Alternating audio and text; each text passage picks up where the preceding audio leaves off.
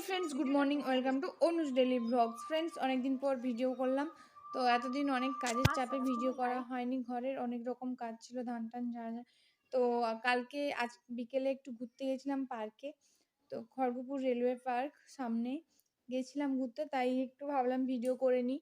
অনেকদিন পর তোমাদেরকে সব ভিডিও করে দেখাচ্ছি। তো আমরা গেছিলাম পার্কে একটু ঘুরতে, বেটুকে নিয়ে, বনুকে নিয়ে। তো পার্কটা দেখাচ্ছি, সব কিছু ভিডিও করা হয়নি, দেখতে পাচ্ছ। তো চলো পার্কে কি কি দেখলাম এবং কি কি করলাম সেটা তোমাদের সাথে শেয়ার করি। পার্কে ঢুকেই দেখতে পাচ্ছ প্রচুর লোকজন, প্রচুর লোকজন। মানে আজকে ছিল 25শে ডিসেম্বর, তো তার জন্য হয়তো এত লোকজন। পার্কে পুরো মেলার মতো লোকজন ভর্তি হয়ে গেছিলো। ওই যে সব কিছু দেখাচ্ছে, গোলাপের বাগানটা খুবই সুন্দর ছিল। সামনে ছিল গৌতম বুদ্ধের স্ট্যাচু, দেখতে পাচ্ছ প্রচুর লোকজন। একটু বসার জায়গা ছিল না কোথাও, তো বেটু যে খেলবে খেলার জায়গাতেও ছিল না, সব কিছুতেই মানে ভিড় ছিল।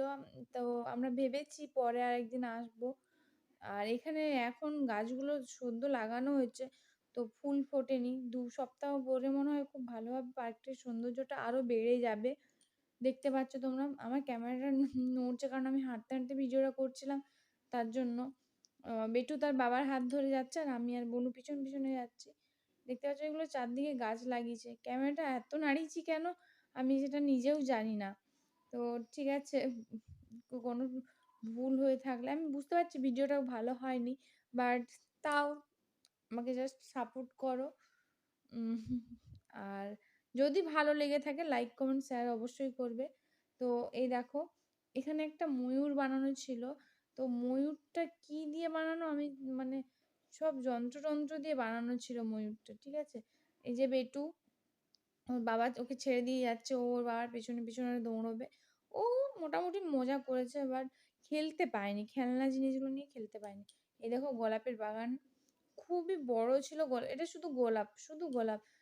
তো খুবই বড় ছিল গোলাপের বাগানটা। আর এই যে সন্ধ্যা হয়ে এসেছিল তখন এই যে ফোয়ারাটা চালিয়ে দিয়েছিল। তো এটা আরেকটু সন্ধ্যা হয়ে গেলে লাইটের জন্য খুবই ভালো লাগবে। কিন্তু এখানে 5:30টার সময় বন্ধ করে দেয়, 5:30টার আগে সবাইকেই বেরিয়ে যেতে হয়।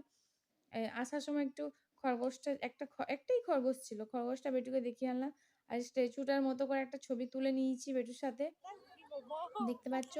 আর এগুলো সব এখানে যে খুব সুন্দরই ছিল। আর সঙ্গে একটা চাঁদের ফটো তুলে নিয়েছিলাম, সামনে পূর্ণিমা ছিল তো চাঁদটা খুব ভালো হয়েছিল। এই যে লাস্টে টয় ট্রেন, তো টয় ট্রেনে বসার ইচ্ছে ছিল কিন্তু লাইনের পর লাইন যা ছিল বসার হয়নি। তো ভেবে নিয়েছি পরে একদিন যাব। ওকে ফ্রেন্ড।